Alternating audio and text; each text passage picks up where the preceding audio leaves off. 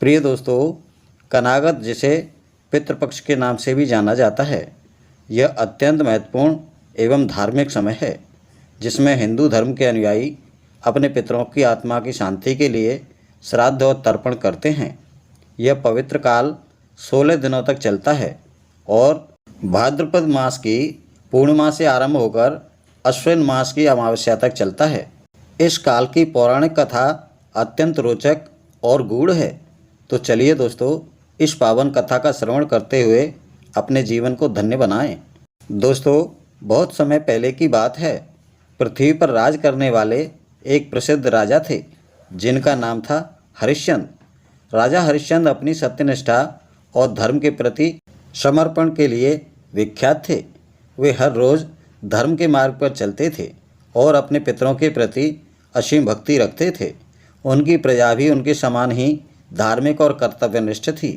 हरिश्चंद्र के जीवन की सबसे बड़ी प्रेरणा उनके पूर्वज थे, जिनकी आत्मा की शांति के लिए वे हर वर्ष श्राद्ध करते थे।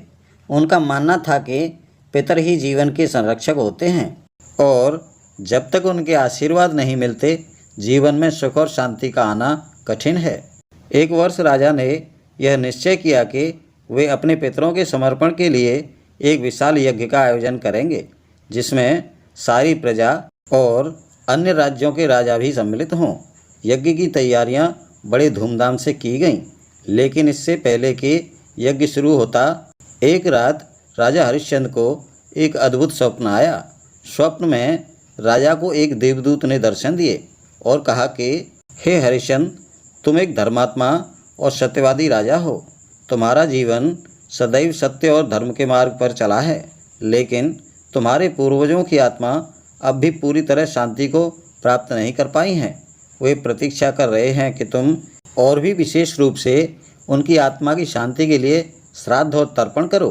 राजा ने यह सुनकर देवदूत से कहा, हे प्रभु, मैंने अपने पितरों की आत्मा की शांति के लिए हर साल विधि पूर्वक तर्पण किया है, फिर उनकी आत्मा को शांति क्यों नहीं मिली?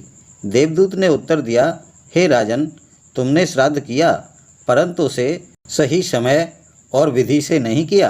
पितरों की शांति के लिए सबसे शुभ समय भाद्रपद मास की पूर्णिमा से आश्विन मास की अमावस्या तक का समय होता है।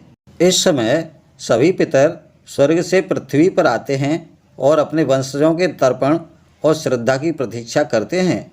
यदि इस अवधि में श्राद्ध न किया जाए तो पितर नाराज होकर वापस लौट जाते हैं और अपने वंशजों को आशीर्वाद नहीं देते।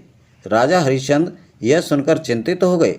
उन्होंने देवदूत से पूछा, हे प्रभु, मैं क्या कर सकता हूँ ताकि मेरे पितरों की आत्मा को शांति मिल सके और वे मुझसे प्रसन्न हों? देवदूत ने कहा, तुम्हें कनागत काल में विशेष रूप से अपने पितरों का तर्पण करना होगा। इस काल में किए गए श्राद्ध कर्म का विशेष महत्व है। केवल यही समय है जब पितरों को अन्न और जल ग्रहण होता है और वे अपने वंशजों को आशीर्वाद देते हैं। इस काल को पितृपक्ष का कनागत काल कहा जाता है। यह कहकर देवदूत अदृश्य हो गए। राजा हरिश्चंद्र ने उस स्वप्न को अत्यंत गहराई से समझा और अगले ही दिन उन्होंने पूरे राज्य में घोषणा करवाई कि पितृपक्ष के दौरान हर व्यक्ति को अपने पितरों की आत्मा की शांति के लिए तर्पण और श्राद्ध करना चाहिए। राजा ने खुद भी पूरे विधि विधान के साथ श्राद्ध का आयोजन किया और अपने पूर्वजों की आत्मा की शांति के लिए तर्पण किया। उस श्राद्ध के बाद राजा हरिश्चंद्र ने स्वप्न में फिर से अपने पितरों को देखा।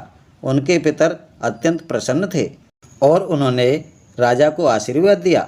पितरों ने कहा, हे हरिश्चंद्र, तुमने सही समय पर सही विधि से हमारा तर्पण किया है। अब हम शांति को प्राप्त हुए हैं और तुम पर हमारा आशीर्वाद सदा बना रहेगा। तुम्हारे वंशज भी धर्म और सत्य के मार्ग पर चलेंगे और तुम्हारे राज्य में सदैव सुख शांति बनी रहेगी। उस दिन से राजा हरिश्चंद्र ने यह परंपरा शुरू की कि हर वर्ष पितृपक्ष के दौरान श्राद्ध कर्म अवश्य किया जाए। उनके राज्य में यह नियम बना दिया गया कि प्रत्येक व्यक्ति को अपने पितरों के प्रति सम्मान और श्रद्धा दिखाने के लिए यह अवधि में श्राद्ध करना चाहिए। धीरे धीरे यह परंपरा पूरे भारतवर्ष में फैल गई और पितृपक्ष या कनागत को एक धार्मिक अनुष्ठान के रूप में मान्यता प्राप्त हो गई। आज भी पितृपक्ष में लोग अपने पूर्वजों को याद करते हैं, उनके नाम पर तर्पण करते हैं और पंडितों को भोजन कराकर दान देते हैं। ऐसा माना जाता है कि इस अवधि में किए गए श्राद्ध और तर्पण से पितरों की आत्मा को शांति मिलती है और वे अपने वंशों को आशीर्वाद देकर उनके जीवन को सुखी और समृद्ध बनाते हैं। कनागत की यह परंपरा अनंत काल से चली आ रही है और आज भी उतनी ही श्रद्धा और आस्था के साथ मनाई जाती है जितनी राजा हरिश्चंद्र के समय में की जाती थी। दोस्तों, आज के लिए इतना ही। कथा पसंद आई हो और लाइक ना की हो तो लाइक कर दीजिए। मिलते हैं अगली कहानी के साथ, तब तक के लिए आप सभी को राधे राधे।